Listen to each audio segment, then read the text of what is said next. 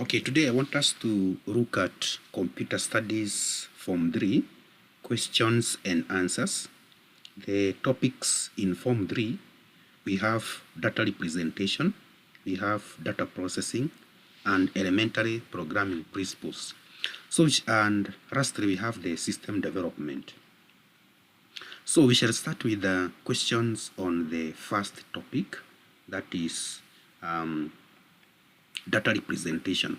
So question number 1, using a well-labeled diagram, explain how sending data via a telephone line is accomplished. So looking at this diagram below here, we have a sending computer on one end, and then we have a receiving computer on the other hand. So a computer transmits digital data which must be converted to analog for it to be transmitted in a telephone line. On the other hand, we must have a modem or a gadget called modem, which will now convert back the analog signals to readable format of a computer, that is the digital signal. So when a digital signal is to be sent over analog telephone line, e.g. an email, it has to be converted to analog signal. This is done by converting device called a modem. On the other hand, this process of converting a digital signal to analog signal is known as modulation. On the other end, on the receiving end, the incoming analog signal is converted back to digital form in a process called demodulation, and that's why the modem is an acronym for modulation, demodulation. Then question 2, explain the following terms. We have bits, byte, neighbor, and a word. So a bit is a single unit. The basic unit of information or data is called a bit. It can be a 0 or a 1. Whereas a group of 8 bits is called a byte, the combination of the word bit and 8, byte. Then we have a neighbor. A neighbor is a half byte, that is, if byte is 8 bits, then a neighbor is 4 bits. Then we have a word. A word is more than 1 byte or a combination of bytes. Then we have explain data systems. Explain, that is the number systems. Just do justice. Explain number systems used in data representation. We usually have decimal number system, that is base 10. This is a number that has 10 digits ranging from 0 to 9 and has a subscript of 10. Like I have written 1.1 and 10. That 10 there, that is in subscript, shows that this is in decimal. Then we have binary number system or base 2. This number system uses 2 digits, a 1 and a 0, to represent number. For example, number 10 is represented by 1010. Then you put that 2, a subscript, to show that it is in binary format. Then we have octal number system or base 8.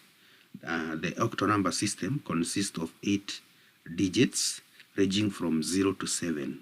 Remember, 0 is a number.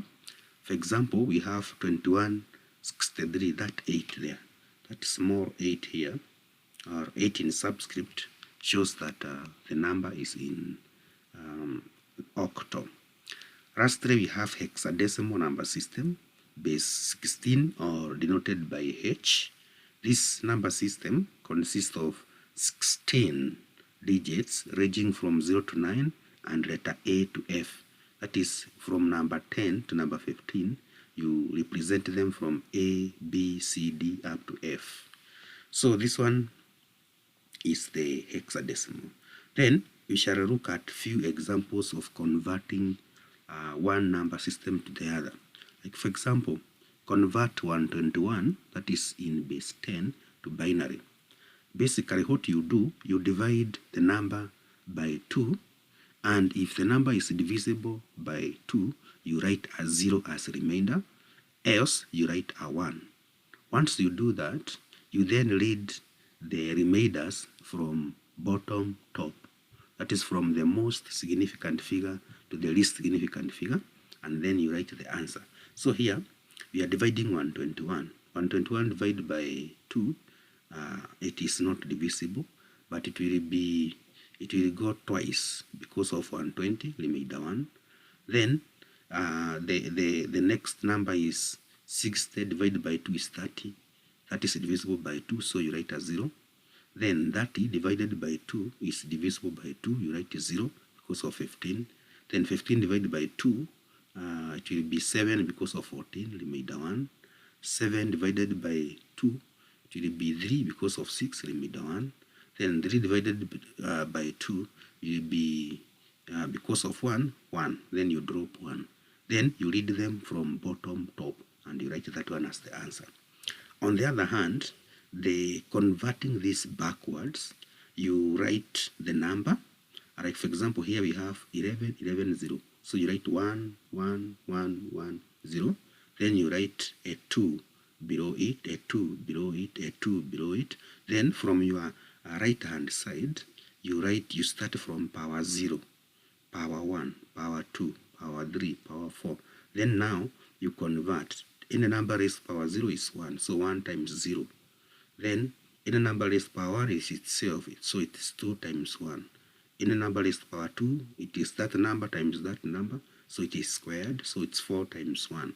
Then here, any number raised to power 3 is that number 3 times, so it is 2 times 2 times 2, which is 8 times 1. Then here we have 16, that is 2 times 2 times 2 times 2 times 1. Then you add them together, so you get the answer as 62. Then on the other hand, there is convert the following binary fraction to decimal. So the decimal part, this part I have already explained how it goes. The decimal part, since this is 0, in the Cartesian plane, when you go to the right hand side, that one is negative. So you start from, since this is 0, this is 2 raised to power negative 1, then negative 2, negative 3, negative 4, so that way it go reducing. Then you just use the row of indices, then you add them together, so you get 26.250. On the other hand, convert the following decimal fraction to binary. The decimal part, that is 0.357, is multiplied by 2, and contrary to the other one, you read the values from top bottom. So 0.375 times 2, you get 0.75. Then you take now the fractional part, 0.75 times 2, you get 1.50. You take now the decimal part, the fractional part, sorry, 0.5 times 2, you get 1. So when you start getting 1 repeating, you leave it at that. Then this one you read 0, 1, 1 as the answer.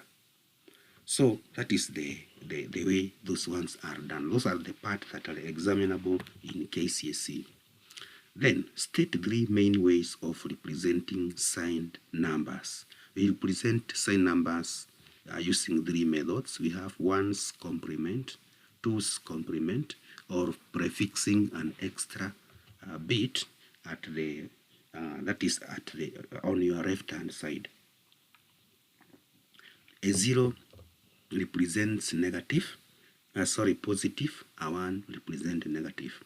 So using 2's complement, solve, that is 5 minus 3. They are in decimal. So the first step, convert the numbers to binary. Remember here I'm using 80 bits. So you convert 5, 5 is 1, 1.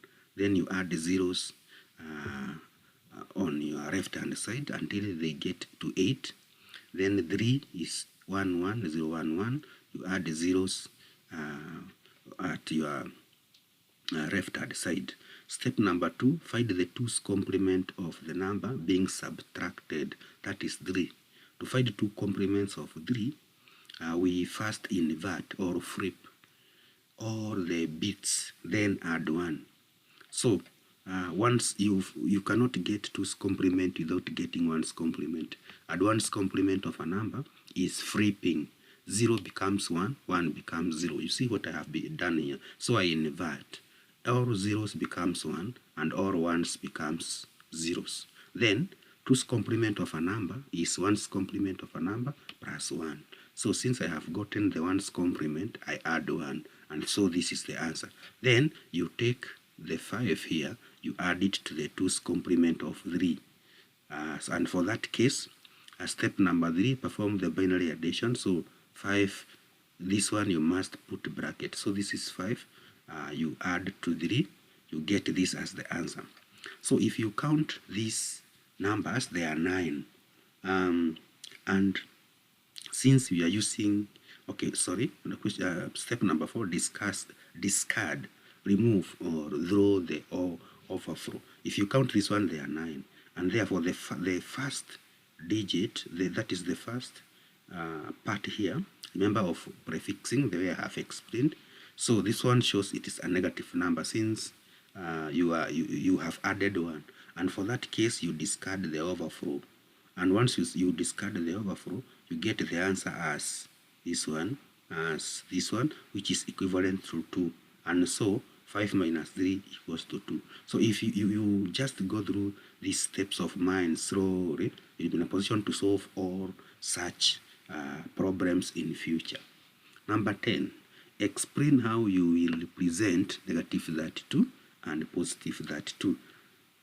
Here, I want to take you through prefixing an extra, that is an extra digit. And for that case, in decimal numbers, sign numbers has a prefix of plus for a positive number, e.g. plus 32, and a negative for a negative number, e.g. negative 32. So basically what you do, once you get the answer like this one, you put a bracket and add 1 to show it's negative, or you put a bracket and inside the bracket you type or write 0 that shows it is a positive number. State 2 advantages of using 2's complements. So 2's complements has its advantages. Number 1, there are no 2 ways of representing a 0 as in 1's complement and sign magnitude. Number 2, effective addition and subtraction can be done even with numbers that are represented with a sign bit. Then we have this one. Solve the following. We have 1, 1, 1, 1, 0, 1 minus 10, 10. So this is how you go about it. You just arrange the way I have arranged. And for that case, 1 minus 0 is 1. So this 0 cannot subtract 1 to get a negative 1. So you borrow this. This remains 0. So you take this one, this becomes 10. 10 minus 1 in binary is 1. Then this one we have borrowed, so it's 0. 0 minus 0, 0. Then we have this one, 1 minus 1 is 0. Then this one is like 1 minus 0, 1. So you get the answer as this. Then state 3 coding schemes. We usually have 3 coding schemes. We have binary coded decimal. Then we have the next one is we can just now remove this part up to that part. So we have BCD, that is binary coded decimal. It is represented by 4 bits. We have extended binary coded decimal interchange code, EBCDIC. It is represented by 8 bits. Then we have American Standard Code for Information Interchange, or ASCII or ASCII, that is 7 bits. Then topic number 2, that is data processing. I'm just taking questions that are very examinable and also a nutshell of the topics. So differentiate between data and information. In Form 1, we checked this. So data are raw facts, whereas information is meaningful data or data that has been processed.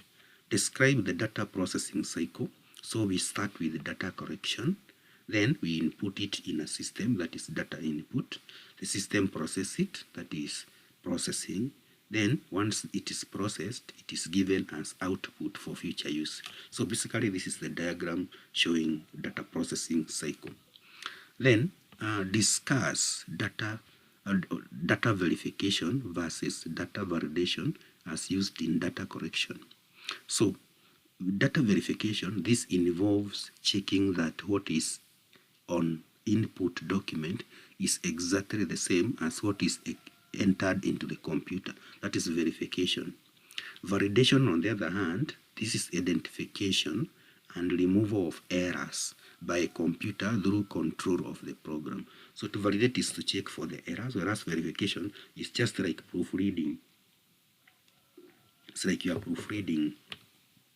Differentiate between transcription errors and transposition errors. So transcription errors, these are errors that occur during data entry. Whereas transposition errors, which is an example of transcription error, these errors occurs as a result of incorrect arrangement of characters. Like for example, instead of writing 542, somebody might type 524. So if, for example, somebody types 524 instead of this, then this one is a misreading error. You have not read the way it is written. Explain factors that determine data integrity. So data integrity just refers to the accuracy, timeliness, and relevance of data. And therefore, the factors that determine data integrity is the accuracy, timeliness, that is whether data is collected in time, relevance, whether data is relevant to the task or research, and then audibility. Then we have 35 ways to prevent or curb threats to data integrity. How can you prevent threats?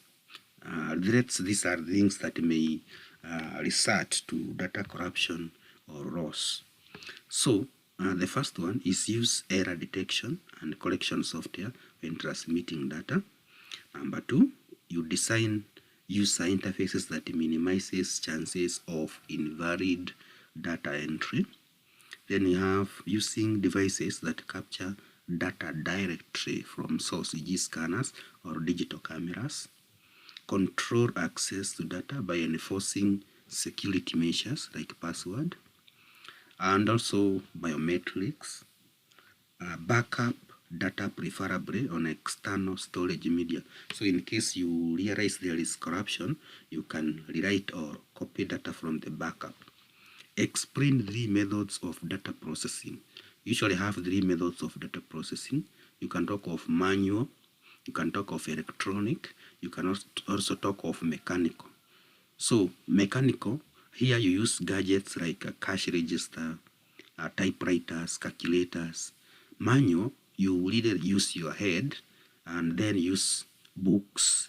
You can also use manual spreadsheets, pencil, eraser, and pens. Whereas electronic, you use electronic machines like computers, tablets, mobile phone, etc. Then you have differentiate between physical and logical file. A logical file, this is the way the user views the file in terms of its content and the processing to be carried upon them. Whereas physical file, this is the actual arrangement of the file, contents into the storage media, service, and how the processing operations are made possible. Remember, when taking short notes, you can pause the video and continue later. State 5 computer processing files. So we have the master file. This is the main file that contains permanent data. We have transaction file or movement file. This is a file that keep transactions that are done on the master file. Then we have reference file. This is for lookup purposes or comparison. It is a file for comparison or for lookup purposes. Sort file, this is file that shows the arrangement. That is the way data is arranged, either in ascending or descending order. Then we have the backup file. A backup is a copy of the original. Then we have the report file. It is a semi-permanent file or a copy of the master file. Then state 5 electronic data processing mode. So you usually have the online processing. Here, data is processed as soon as it appears. Then we have time sharing.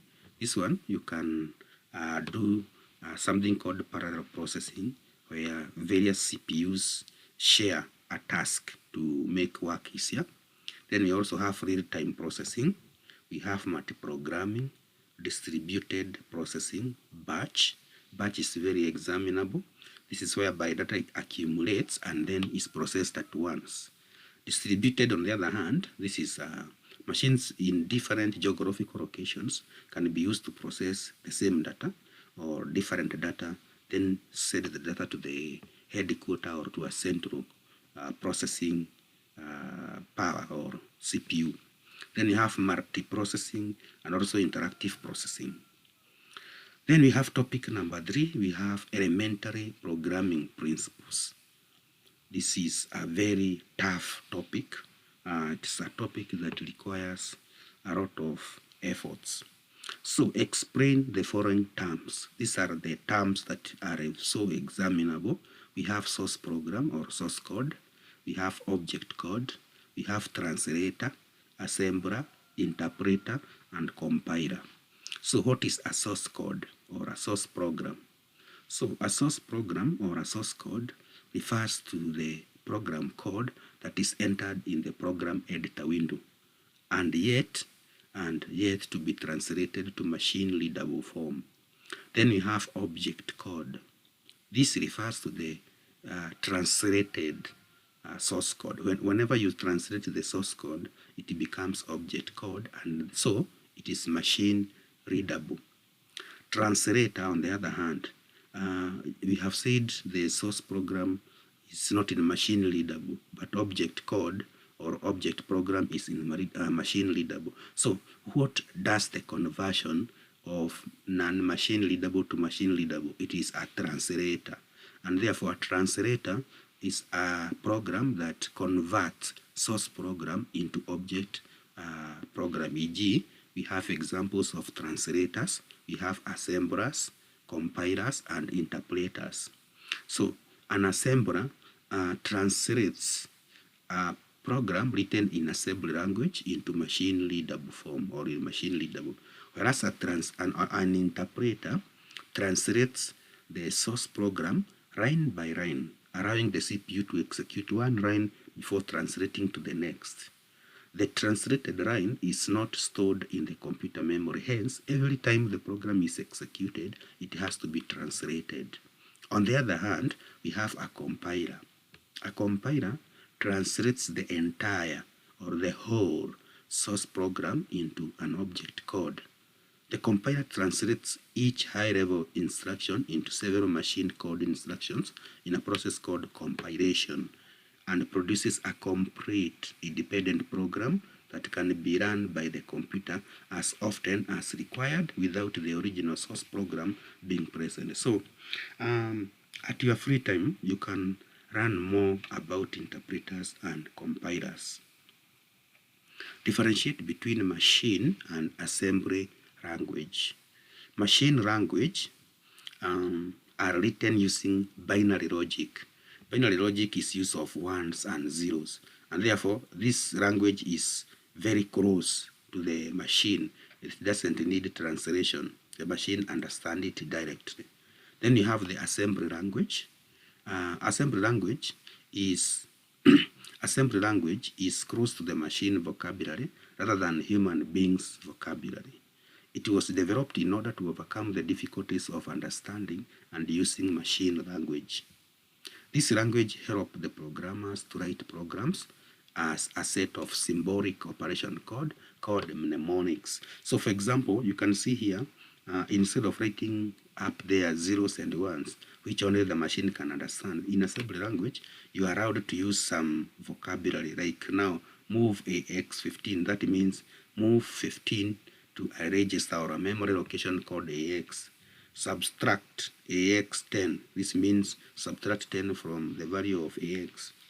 Then list 4 examples of fourth generation language. We call them 4GLs. So we have Visual Basic, we have Delphi Pascal, we have Visual Combo, and also C++. Those are the examples. This one you can just cram them for now. Then there is this upcoming language or programming language called OOP, or Object Oriented Programming. So here you want to discuss the concept of OOP. The concept behind object-oriented programming language is to look at a program as having various objects interacting to make up a whole. Each object has a specific data value that are unique to it called state, and a set of the things it can accomplish called functions or behavior.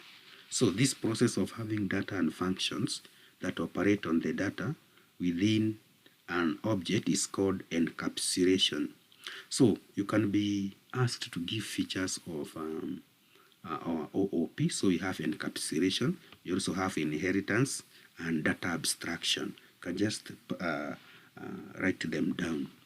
So we have state 4 advantages of low-level programming language. So we usually have low level and high level. So low level is a language that is very close to the machine, whereas high level is close to human beings. So the CPU understand machine language directly without translation. That one makes it faster. They are stable and handle crash or breakdown once written. Running a program fast, that one I had mentioned. They are economical in terms of amount of memory they use. So you can just have those short notes. State circumstances that can cause the programmer to identify a problem and develop a computerized solution. So a programmer might come up with a new system because of an opportunity to improve the current system, a new directive from the managers or from the bosses. So if you are given a new directive by the management, then you can come up with a new system or identify a problem or develop a computerized solution. Then we have problems or undesirable situation. If you have a problem, then you can come up with a solution. Differentiate between monolithic and modular programming. So I have used a diagram. When we talk about a modular program, it's a program divided into small parts called modules. And therefore you can use a diagram in KCSE or in any other exam, like I have shown you. Then we have non-modular program or monolithic. So it's a program that works as a whole, but the other one is a program that works in small modules, and therefore modular is better. You can also think of it as structured programming. Discuss 3 types of bugs or errors and how to detect them. Remember the word bug, debug.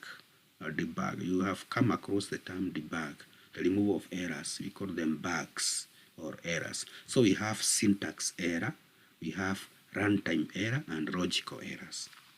The syntax error is an error that appears when you violate the language syntax or structure. Whereas runtime error, this is an error that makes the system to stop at once.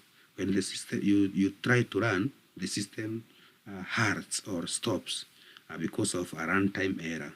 Whereas a logical error, the system will run but give wrong results. So those are the differences. Methods of detecting the errors, we have desk checking or dry run. This is you go through the code when it is still on a paper. When you write the code on the paper and then you go through it, that one is called desk checking or dry run. You can also use debugging utilities. In every programming language, there is somewhere to compile. When you click compile, the system itself debugs itself and gives you the errors. It will tell you these are the errors, then you correct them. Then you can use test data. This means when the system is working, you can give it wrong data to see whether it will detect or stop working. Explain 3 types of documentation during program development. There are 3 documentation. There is a documentation or a manual for the user. There is a manual for the operator or the technician. Then there is a manual for a programmer. That is the future programmer, so he'll come to read the program and improve it. Those are the 3. So we have the technician manual or the operator user manual. This is to help the user on how to use the system. Then discuss symbols used in drawing a flowchart. Remember, a flowchart is a diagram representing an algorithm. Then an algorithm refers to series of steps followed to solve a problem. So in flowchart, we use the following around 6 symbols. To start the program, we use an ellipse, and to stop the program or to end. To show the start and the end, we use an ellipse or an oval. Then a parallelogram. It is used to show input or output. If you want to show a addition, subtraction, or a process, or a computation, or a mathematical operation, you use a process or a rectangle. Then, if you are making a decision, or like true or false, male or female, then you use the decision or the kite or the robbers. Then, if your flowchart exceeds or goes to the next line, you can use a connector to show that. Then you have an arrow to show direction. Like for example, there is a flowchart here. You see now we have shown you the start and stop. When entering names, shares and deposit, which is input, I have used a robbers. Then I want to determine whether shares are greater than 10K or 10,000. Then the decision is yes or no. So that is a robust is used. Then to show interest computation and percentages, I have used a rectangle. Then to give the results, I have used a parallelogram. Sorry. Also here it's a parallelogram. So this is input parallelogram, output parallelogram. Start oval or ellipse, stop the same. Computation rectangle, decision robust. Then we have list 4 types of selection control structures used in high level language. So we have if then we have if then else, we have nested if and case selection. So case selection and nested if are used when you have more than one decision, or that is more than 2 decisions, that is many decisions. If then else is used when you have 2, then if then is used when you have 1 decision. Then we have state 3 main looping controls. We have the while do loop, repeat until loop, and the for loop. So these ones you can read more about them in your book 3. Lastly, we have our last topic, system development. This is another tough topic that students don't like. So differentiate between a soft and a hard system. So when you talk about a soft system, these are human activities. These are really systems that don't have specific goals and objectives. Like a political system, you may not really determine what will happen in 2027, who will be the next governor, who will be the next senator, etc. But in a hard system, it is a system whose objectives are clearly defined, so you can predict the results. Then we have state any 5 characteristics of a system. A system is thought to be holistic or holistic, so a system is taken as a whole. Then a system must have parts called subsystems, and it must be it must have a back that is a backbone, a processor that make it happen. It must have objectives or purpose. You cannot just come up with a system without a purpose. Then a system must work on an environment. It must have boundaries. You cannot tell me that I have a system that doesn't have an end. It must have boundaries. A system must work with others. A system must be interdependence. A system must give answers, feedback. Once you give them inputs, because a system must have input and output, that is the feedback. And it must have control for it to work. Lastly, a system keeps on losing meaning as time goes. That one is called system decay or system entropy. As that means a system must lose meaning, and that's why we do updates. Then on the same point, you can also have mentioned updates, and in KCSE or in any other exam, they can ask you to explain types of maintenance. Adaptive, preventive, perfective maintenance. So define the term information system and give its purposes. What is an information system? It is a set of uh, persons, procedures, and technologies and other resources that collects, transforms, and disseminate information in the system. For example, an organization. What is the purpose of information system? To provide the people within an organization with information to assist in decision making. And the next one is to provide responsive service to meet user needs. The next one is to enable sharing of information within the organization. Then to facilitate interaction and dissemination of data throughout various levels of the organization. Then we have various theories of system development, but basically we go with a structured method. That is, using a diagram, describe the system development life cycle.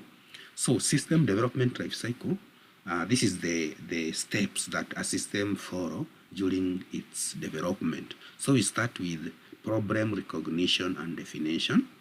Then we go and collect data, that is information gathering. Then we set our specifications or system requirements, that is requirement specification. Then we go to system design now. We write down flowcharts, pseudocodes, ER diagrams, we use the data dictionary. Then we do now the re-recording. The re-recording in the system, in the computer system, is called system construction. Once we do that, we deliver the system to the customer, system implementation. So at your free time, practice on how to draw the system development life cycle. Then we have explain 4 types of feasibility study. Somebody will ask you, what is feasibility study? Feasibility study, in summary, is the study of benefits versus the cost of the new system. You first of all see whether there is benefits versus the cost. So we have operational feasibility, we have technical feasibility, economical feasibility, and schedule feasibility. When we talk about a schedule, this is the available time. With the available time, the time you have, will you be in a position to accomplish, to finish the system? Then we have economical feasibility. This means, do you have the cash? Do you have the finances to complete the system? Then we have the technical feasibility. This establishes whether the technology available is sufficient or can be upgraded for the new system. Then we have the operation feasibility. Operational, it establishes whether the customers or your staff members are comfortable or happy with the proposed system. You know, there is always resistance, so you must ask yourself whether your staff, whether your members of department or organization are comfortable with the introduction of the new system, whether they will be in a position to operate. Then state 4 methods of information gathering. This one is a simple task. You can use interviews, questionnaires, observation, automated method, or read the current document that is record inspection. State the requirements, specifications that the system analyst may come up with during system development. So we usually have the output specification. Here you must ask yourself, which reports will I be expected to give from the system? Input, what methods will you use to input data? Will you use forms? Will you use tables? etc. Then we have file and data stores. This is the organization of your file. Remember, later on you can go back to data processing and see file organization methods. We have serial and others. Then we have hardware and software requirements. You must ask yourself, will my new system run on Windows 11, Windows 10, or other versions, Linux, etc. Also, the processor speed of my hardware. Which hardware? Will I require scanners? Will I require other hardware to be attached, printers, etc. Then define the term changeover strategies. Now, when you are changing from the new system from the old system to the new system, you must use methods. These methods are called changeover strategies, and therefore changeover strategy is the process of changing or coming from the old system to the new system. That time when you are switching from the old system to the new system, we refer it as a changeover strategy. We usually have three methods of changeover strategies. We have direct changeover, we have parallel changeover, and phased changeover. We start with the phased changeover. Look at how we are transiting from 844 to CBC. We are using phases. We didn't do it directly. So phased changeover, in this approach, the implementation is done only one part of the new system at one time, step by step. Then we have parallel. This means you run both the old and the new system together until the staff members are comfortable using the new system. You withdraw the old system. Whereas direct changeover, this is whereby you bring the new system directly and withdraw the old one at once. That is direct changeover. So there is food for thought. Give advantages and disadvantages of the above, that is changeover strategies. Then differentiate between program and system flowchart. What are the differences between a program and a system flowchart?